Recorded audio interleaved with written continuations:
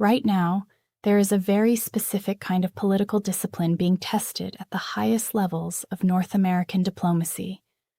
And I want to walk you through exactly what happened, why it happened when it did, and what it actually signals about where the Canada-U.S. relationship is heading. On June 2, 2026, Prime Minister Mark Carney was standing at a news conference in Montreal announcing federal infrastructure investments in Quebec. A reporter asked him about a post that had gone up on Truth Social the day before.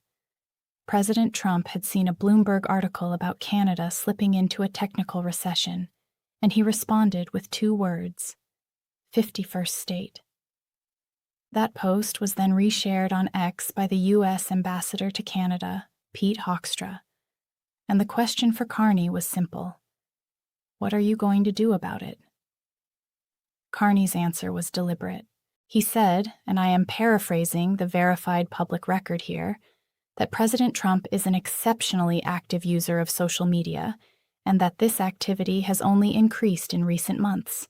He said the Canadian government is not going to respond or react to everything the president posts. That was not a throwaway line. It was a calculated, prepared position. And to understand why it matters, we need to understand the context around it. To understand this, we need to look at the timeline of how we got here. The 51st state rhetoric from Trump did not start in June 2026. It started in late 2024, right after Trump won re-election. He called then Prime Minister Justin Trudeau, Governor Trudeau. He made repeated references to Canada as a potential U.S. state. When Trudeau resigned and Mark Carney emerged as Liberal leader and then won the April 2026 federal election, many Canadians wondered whether the annexation talk would finally go quiet. For a while, it seemed to. Ambassador Hora himself told CBC in May 2025 that the 51st state idea was done and it was time to move on. He said in his own words that Trump didn't talk about it anymore. Then on June 1st, 2026, it came back. According to verified reporting from CBC, CTV, and the Associated Press, Trump posted 51st state on Truth Social in direct response to news that Canada had entered a technical recession. The timing was not accidental. Statistics Canada had released first quarter GDP data on May 29th, showing 2 consecutive quarters of annualized GDP decline, which meets the standard definition of a technical recession. Real GDP fell 0.1% on an annualized basis in Q1202-6, following a revised 1% decline in Q4202-5. Business investment had now fallen for 5 consecutive quarters. That economic data gave Trump an opening, and he used it. Here is why this specific moment carries more weight than previous rounds of annexation rhetoric. It did not happen in isolation. It happened on the exact same day that Canada's Trade Minister Dominic LeBlanc was in Washington, D.C., actively negotiating the future of the Canada-U.S.-Mexico agreement, known as CUSMA or USMCA. The trade agreement comes up for mandatory review on July 1st, 2026, and Canada had just formally written to both the U.S. Trade Representative Jamieson Greer and Mexico's Economy Secretary, calling for CUSMA to be renewed for another 16 years. LeBlanc's letter said the agreement was highly beneficial to each of our countries and to the integrated North American economy. So this is the environment Carney was operating in when reporters asked him about the tweet. A sitting trade minister was in Washington at that very hour, trying to preserve the foundational framework of Canada's economic relationship with the United States. A response that inflamed tensions or a dramatic gesture like expelling the ambassador could have had direct measurable consequences on those negotiations. That is the context that makes Carney's restraint not weakness, but strategy. Let me go deeper on the specific decisions that were made in the 24 hours around this event, because there are at least 3 distinct actors whose choices shape the situation, and each of them is worth examining carefully. The first actor is Donald Trump. According to verified reporting from CP24, The Hill, and CBC News, Trump posted 51st State on his Truth Social account on Monday, June 1st, in direct response to a Bloomberg article about Canada's GDP. This was not a speech, not a press conference, not a formal policy statement. It was a two-word social media post. But because Trump is the sitting president of the United States, because the U.S. is Canada's largest trading partner and security partner, and because CUSMA negotiations were actively underway, those two words carried weight far beyond their size. It is worth noting what the post actually said and what it did not say. It did not outline a policy. It did not name Carney. It did not set a timeline or a mechanism. It was, as Carney put it publicly, a reaction to a news article from a very active social media user. That framing was deliberate on Carney's part, because it is accurate and because it reduces the political gravity of the post without dismissing it entirely. The second actor is Pete Hoekstra. Hoekstra is the U.S. ambassador to Canada, confirmed by the Senate in April 2025. He is a former Republican congressman from Michigan and a contributor to Project 2025. According to reporting from Global News and The Hill, Hoekstra reshared Trump's 51st State post on X on June 2nd. That act took the post from a Truth Social comment, which many Canadians may never have seen, and amplified it into a Canadian political news cycle. The resharing by an official U.S. diplomatic representative to Canada made it impossible for Ottawa to treat the post as entirely private or informal. This brought the second question Carney was asked at the Montreal press conference. Reporters wanted to know, given that the ambassador had actively promoted rhetoric about annexing Canada, was it time to expel him? Was it time to revoke his credentials and send him home? Carney's answer was, according to CBC News, a single sentence. The short answer is no. That answer deserves unpacking. There are governments that have expelled ambassadors over far less provocative actions than amplifying annexation rhetoric. The decision not to do so reflects a calculation about the balance of consequences. Expelling Hoekstra would have generated enormous headlines, likely pleased a significant portion of the Canadian public that is deeply frustrated with Trump's repeated jabs, and signaled a hardening of Canadian posture. But it would also have put Washington in the position of having to respond likely by recalling Carney's ambassador to Washington, and would have made ongoing trade talks significantly more complicated at the worst possible time. The third actor is Dominic LeBlanc, Canada's Minister for U.S. Trade. While Carney was at the podium in Montreal, LeBlanc was in Washington. Also present in Washington was Canada's chief trade negotiator, Janice Charette. This was not a coincidence of scheduling. It reflected the Carney government's deliberate positioning.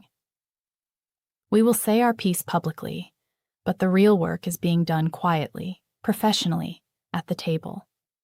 LeBlanc had just sent a formal letter to both the U.S. and Mexican trade counterparts on June 2nd, proposing a 16-year renewal of CUSMA.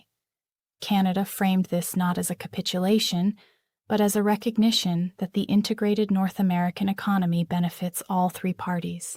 Official data shows the U.S. has approximately 30 trade irritants with Canada, compared to close to 60 with Mexico. That context positions Canada as the more manageable negotiating partner, a point Ottawa has been quietly making in Washington for months. There's a deeper layer here, which is that all of this was happening against a backdrop of Canadian public sentiment that has been sharply anti-Trump since 2024. Canadians had been canceling trips to the United States. Consumer boycott of American products were documented across multiple provinces. Ontario Premier Doug Ford posted publicly on X on June 2nd. I can't believe I have to say this again, but Canada will never be the 51st state. Canada is not for sale.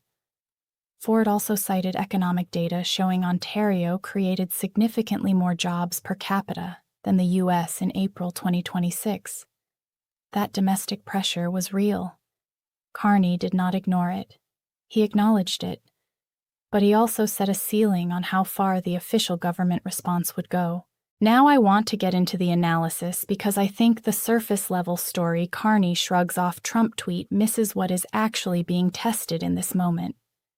There are at least 3 distinct dynamics worth examining carefully. The first is the question of what strategic restraint actually accomplishes. There is a school of thought in international relations that says when a more powerful actor uses informal provocation, the weaker party gains leverage by refusing to escalate. This is sometimes called asymmetric calm. The logic is this. If Canada had expelled Hoekstra, or issued a formal diplomatic protest, or recalled its own ambassador, it would have forced the U.S. to respond, and any U.S. response would have disrupted the trade talks. By absorbing the post and categorizing it as noise from an exceptionally active social media user, Carney preserved the negotiating environment. He kept the table intact. The counterargument is that restraint can also be read as permission. If there are no consequences for amplifying annexation rhetoric at the diplomatic level, the behavior may continue or intensify. Critics of Carney's approach, including some voices on the left and in the opposition, have argued that silence normalizes the rhetoric. Pierre Peuve, the conservative leader, has hit Carney from a different angle, arguing that Carney's elbows-up pre-election messaging was abandoned after he took office, and that his negotiating posture has consistently trailed behind the rhetoric he used during the campaign. Paleva wrote publicly that Canada is now the only G7 nation to have entered a recession, directly linking that to Carney's handling of the trade relationship. The second dynamic is the relationship between economic vulnerability and diplomatic posture. This is where the timing of Trump's post is analytically significant. Trump did not post 51st State randomly. He posted it in direct response to Canada's recession data. That sequencing suggests a deliberate signaling strategy. Canada's economy is struggling, your leverage is reduced, and the annexation door is still open in our framing. Public information indicates that Canada's economic slowdown is substantially trade-induced. Business investment has declined for 5 consecutive quarters. The Canadian Federation of Independent Business, according to CBC reporting, describes small businesses as being in a holding pattern, unwilling to invest without clarity on the trade relationship. TD Bank economists noted that clarity around the CUSMA review would be the catalyst for investment to pick up in the second half of 2026. So the economic situation and the diplomatic situation are not separate stories. They are the same story. Canada needs a trade deal, or at least a stable framework, more urgently now than it did 6 months ago. And Trump's post on the day of Canada's recession headlines was a pointed reminder of that dependency. Another factor that matters here is the question of what kind of relationship Canada is actually trying to build with this administration. Carney said publicly, "It's an administration that we have to work with. It's our biggest trading relationship. It's our biggest security relationship." That framing accepts the Trump administration as a structural reality rather than a temporary disruption. This is a significant departure from the framing that dominated Canadian political discourse in 2024 and early 2025, when phrases like existential crisis and elbows up suggested a posture of resistance. The shift toward "we work with that administration, we take the administration as it is," reflects either a maturation of approach or a recalibration forced by circumstances. Depending on your perspective, it is one or the other, or both. There is also an important distinction between what Carney said and what he did not say. He did not say Trump's comments were acceptable. He did not say annexation was something Canada needed to take seriously as a policy matter. He consistently reaffirmed Canadian sovereignty while refusing to let a Truth Social post become the centerpiece of a diplomatic crisis. That is a rhetorically narrow path, and it requires discipline to maintain, especially when public sentiment at home is frustrated and looking for a stronger signal from Ottawa. The third dynamic worth examining is the role of the ambassador. and what it tells us about how the Trump administration is using informal channels. CUSMA had previously told CBC in May 2025 that the 51st state conversation was over and it was time to move on. Less than a year later, he was resharing the post that revived it. That inconsistency either reflects a change in direction from Washington, or it reflects the reality that in this administration, the president's social media activity sets the agenda, and ambassadors are expected to align with it in real time. Either interpretation raises questions about the predictability of U.S. diplomatic behavior, which is itself a risk factor for any long-term agreement. Let me now step back and look at the larger frame because I think there are things happening here that go beyond a single press conference and a single tweet. The first is the CUSMA review itself. The Canada-U.S.-Mexico agreement, which replaced NAFTA in 2020, has a mandatory review clause that triggers on July 1, 2026. That review does not automatically end the agreement. Under the terms of the deal, the U.S. can withdraw with 6 months' notice, but the review process itself is designed to allow all three parties to renegotiate terms. Canada's formal proposal, submitted by LeBlanc on June 2nd, calls for a 16-year renewal. That is a maximalist opening position. It signals confidence in the agreement's value and gives Canada room to negotiate down. According to reporting from the Associated Press and WUSA 9, Carney acknowledged publicly that the U.S. has around 30 specific trade irritants with Canada. By comparison, the U.S. has nearly 60 irritants with Mexico. That number is significant. It positions Canada as the easier, more cooperative partner in the trilateral relationship.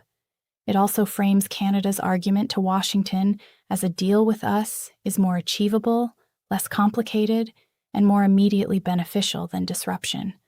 Whether that argument lands depends entirely on how much the Trump administration values the structured certainty of CUSMA versus the leverage of using the review as ongoing pressure.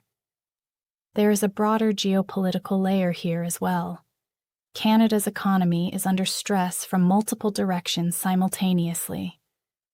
Trade uncertainty with the U.S. has suppressed business investment for over a year. A war in Iran has kept energy prices elevated, which benefits Canadian oil producers, but adds cost pressure across other sectors. Immigration policy has tightened, which TD Bank economists note will result in a small population decline in 2026, reducing the labor force and dampening housing demand. The Bank of Canada forecasts 1.2% GDP growth for the full year 2026, which is below the previous year's trajectory. April's preliminary data showing 0.4% monthly GDP growth is encouraging, and Capital Economics described the current technical recession as likely already over. But the uncertainty remains. This connects directly to why Carney's communication strategy around the Trump post was the way it was. A government managing an economic rough patch cannot afford a diplomatic rupture with its largest trading partner. The cost of escalation is asymmetric. Canada would absorb more damage from a breakdown in U.S. relations than the United States would. Carney's team understands that, and every public statement reflects it. The open question, which I think is worth sitting with, is whether this approach is sustainable over a longer arc. The 51st state rhetoric has now returned twice in public with amplification from a sitting U.S. ambassador after Hockra himself said it was finished. If it returns again at a moment of even greater economic vulnerability, will the same strategy of absorption and de-escalation still hold? And what is the threshold, if any, exists, at which Ottawa would decide that a more formal response is necessary? There is also the domestic dimension. Canadian public sentiment is paying attention. The elbows-up movement that defined the early 2025 period reflected genuine anger about how Canada was being treated by its neighbor. That sentiment did not disappear when Carney won the election. Doug Ford's response on June 2nd, Canada will never be the 51st state, Canada is not for sale was not coordinated with Ottawa, but it captured what a lot of Canadians were feeling. The challenge for Carney is to maintain credibility with that audience while also maintaining the relationship required to get a trade deal done. Those two things pull in opposite directions, and he has to find a position that satisfies enough of both. What I think this moment actually reveals is the fundamental asymmetry in the Canada-U.S. relationship that has always existed, but that this era has made impossible to paper over. Canada has sovereignty. Canada has resources, especially energy. Canada has a functioning economy and strong institutions, but Canada does not have the capacity to walk away from the United States economically, at least not quickly and not without serious pain. That structural reality shapes every diplomatic decision Ottawa makes, and Carney's response to the Trump post, calibrated, non-reactive, focused on the work at hand, is a reflection of that reality. The question I want to leave you with is this. When a country's closest ally repeatedly uses annexation rhetoric as a negotiating backdrop, and when the strategy of restraint is deployed consistently in response, at what point does restraint itself become a signal that the rhetoric carries no cost? And if it carries no cost, what is there to stop it from escalating? That is not a rhetorical question. It is the actual calculus that Ottawa is working through right now. And the answer, whatever it turns out to be, will shape North American politics for